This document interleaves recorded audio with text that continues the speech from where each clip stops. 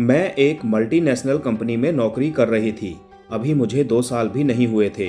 Company का एक बड़ा प्रोजेक्ट पूरा होने की खुशी में शनिवार को 5 स्टार होटल में एक पार्टी थी। मुझे भी वहां जाना था। मेरे मैनेजर ने मुझे बुलाकर खास तौर पर कहा, प्रीति, तुम इस प्रोजेक्ट में शुरू से जुड़ी थी। तुम्हारे काम से मैं बहुत खुश हूँ। पार्टी में जरूर आना। वहाँ और सीनियर लोगों से भी मैं तुम्हें इंट्रोड्यूस करवाऊंगा, जो तुम्हारे फ्यूचर के लिए अच्छा होगा। थैंक यू, मैंने कहा। सागर मेरा मैनेजर है। लंबा कद, गोरा, क्लीन शेव्ड, बहुत हैंडसम एंड सॉफ्ट स्पोकन। उसका व्यक्तित्व हर किसी को उसकी ओर देखने को मजबूर करता। सुना है वाइस प्रेसिडेंट का दाहिना हाथ है। वे कंपनी के लिए नए प्रोजेक्ट लाने के लिए कस्टमर्स के पास सागर को ही भेजते।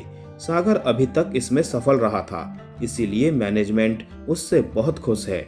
मैंने अपनी एक कुलीग से पूछा कि क्या वो भी पार्टी में आ रही है या नहीं, तो उसने कहा, अरे वो हैंडसम बुलाए और हम ना जाएं, ऐसा कैसे हो सकता है।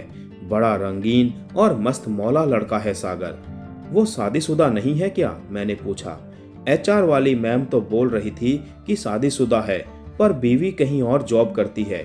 सुना है अक्सर यहाँ किसी न किसी फ्रेशर के साथ उसका कुछ चक्कर रहा है।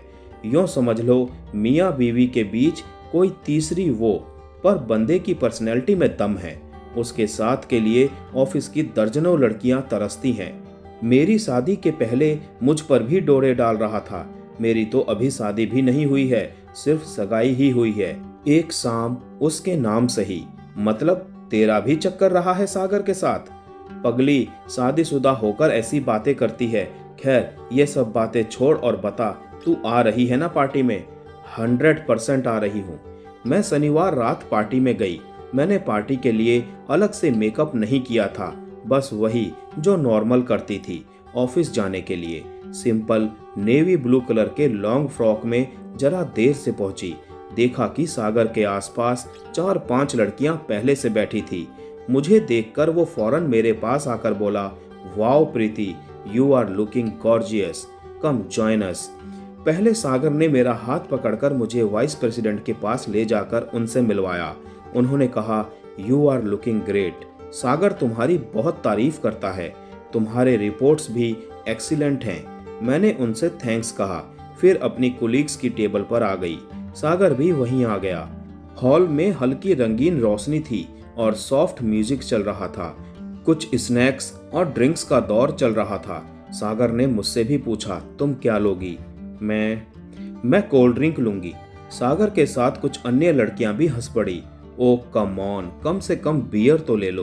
देखो तुम्हारे सभी कोलीग्स कुछ न कुछ ले ही रहे हैं। कहकर उसने मेरे ग्लास में बियर डाली और फिर मेरे और अन्य लड़कियों के साथ ग्लास टकराकर चीयर्स कहा। पहले तो मैंने 1-2 घूंट ही लिए, फिर धीरे धीरे आधा गिलास पी लिया। डांस के लिए फास्ट म्यूजिक शुरू हुआ। सागर मुझसे रिक्वेस्ट कर मेरा हाथ पकड़कर डांसिंग फ्लोर पर ले गया।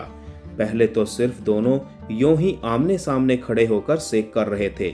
फिर सागर ने मेरी कमर को एक हाथ से पकड़कर कहा, लेट अस डांस प्रीति, और फिर दूसरा हाथ मेरे कंधे पर रखकर मुझसे भी मेरा हाथ पकड़कर ऐसा ही करने को कहा।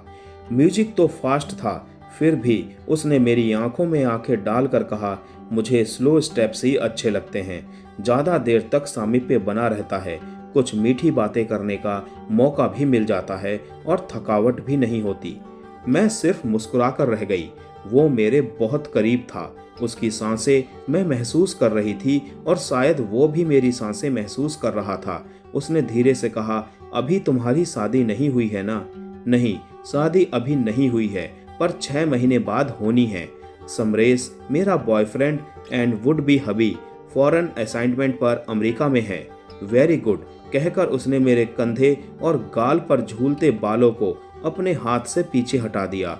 अरे ये सुंदर चेहरा छिपाने की चीज नहीं है। फिर उसने अपनी उंगली से मेरे गालों को छूकर होठों को छूना चाहा, तो मैंने नो कहकर उससे अलग हो गई। मुझे अपनी सहेली का कहा याद आ गया था। उसके बाद हम दोनों 2 महीने तक ऑफिस में नॉर्मल अपना काम करते रहे। एक दिन सागर ने मुझसे कहा, हमें एक प्रोजेक्ट के लिए हांगकांग जाना होगा। हमें मतलब मुझे भी? ऑफ कोर्स तुम्हें भी। नहीं सागर, किसी और को साथ ले लो इस प्रोजेक्ट में। तुम ये ना समझना कि ये मेरा फैसला है, ये बॉस का ऑर्डर है।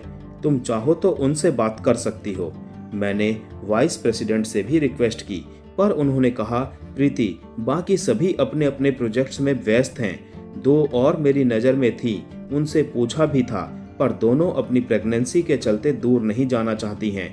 मेरे पास तुम्हारे सिवा और कोई ऑप्शन नहीं है।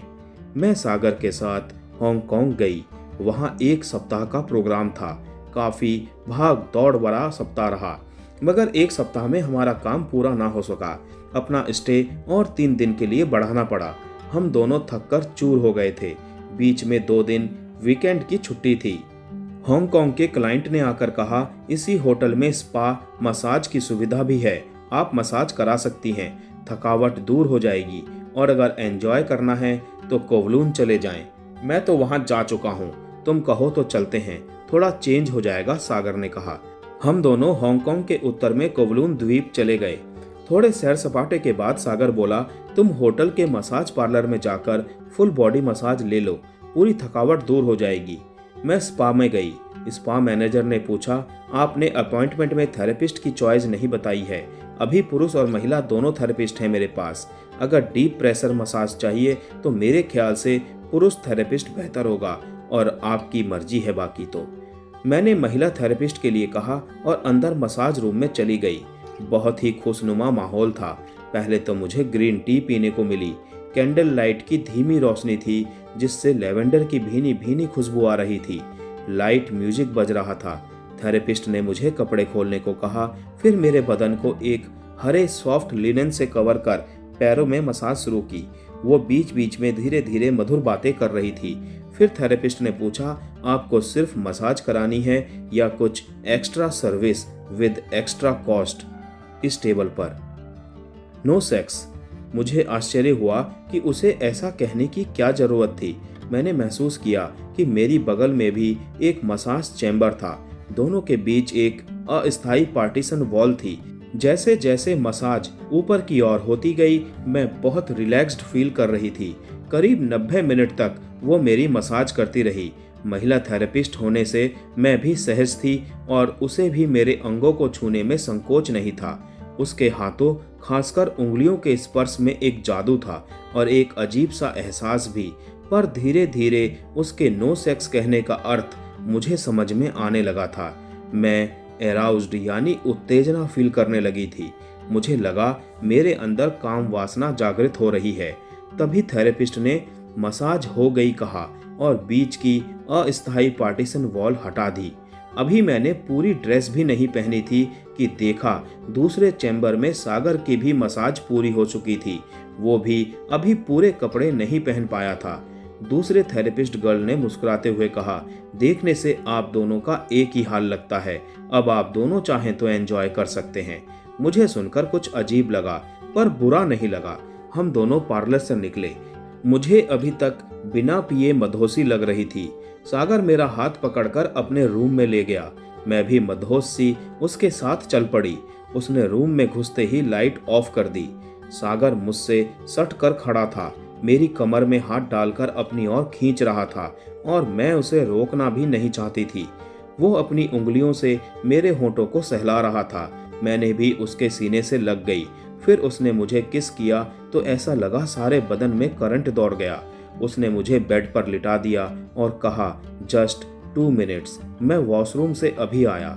सागर ने अपनी पैंट खोल बेड के पास सोफे पर रख दी और टॉवेल लपेटकर बाथरूम में गया। मैंने देखा कि पैंट की बैक पॉकेट से उसका पर्स निकलकर गिर पड़ा और खुल गया। मैंने लाइट ऑन कर उसका पर्स उठाया। पर्स में एक औरत और एक बच्चे की तस्वीर थी। मैंने उस फोटो को नजदीक लाकर गौर से देखा। उसे पहचानने में कोई दिक्कत नहीं हुई। मैंने मन में सोचा, यह तो मेरी नीरू दीदी है। कॉलेज के दिनों में जब मैं फ्रेशर थी, सीनियर लड़के और लड़कियां दोनों मुझे रैगिंग करके परेशान कर रहे थे और मैं रोने लगी थी।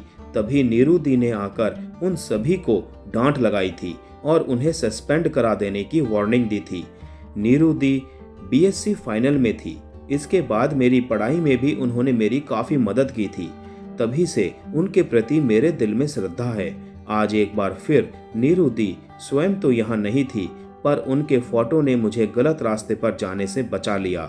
मेरी मदहोशी अब फुर हो चली थी। सागर बाथरूम से निकलकर बेड पर आया तो मैं वहां उठ खड़ी हुई। उसने मुझे बेड पर बैठने को कहा। लाइट क्यों ऑन कर दी? अभी तो कुछ एंजॉय किया ही नहीं। ये आपकी पत्नी और साथ में आपका बेटा है। हाँ तो क्या हुआ? वो दूसरे शहर में नौकरी कर रही है। नहीं, वो मेरी नीरू दीदी भी है। मैं गलती करने से बच गई। इतना बोलकर मैं उस कमरे से निकल गई। जहां एक और मुझे कुछ आत्मग्लानि हुई तो वहीं दूसरी ओर साफ बच निकलने का सुकून भी था। वरना तो मैं जिंदगी भर नीरू दीदी से आंख नहीं मिला पाती। हालांकि सागर ने कभी मेरे साथ कोई जोर जबरदस्ती करने की कोशिश नहीं की।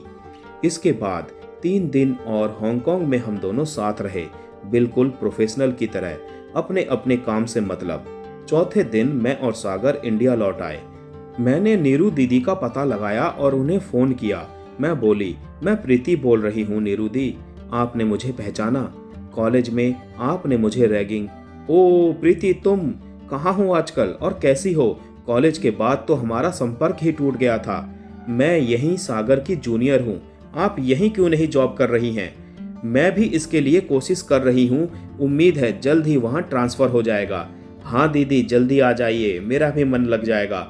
और मैंने फोन बंद कर दिया। हांगकांग के उस कमजोर पल की याद फिर आ गई, जिससे मैं बाल बाल बच गई थी, और वो फिर भी सिर्फ एक तस्वीर के चलते, वरना अनजाने में ही पति पत्नी के बीच मैं वो बन गई होती। तो दोस्तों, ये कहानी आप लोगों को कैसी लगी कमेंट करके जरूर बताइएगा। मिलते हैं एक दूसरी कहानी में, तब तक के लिए आप सभी को tata bye bye, take care.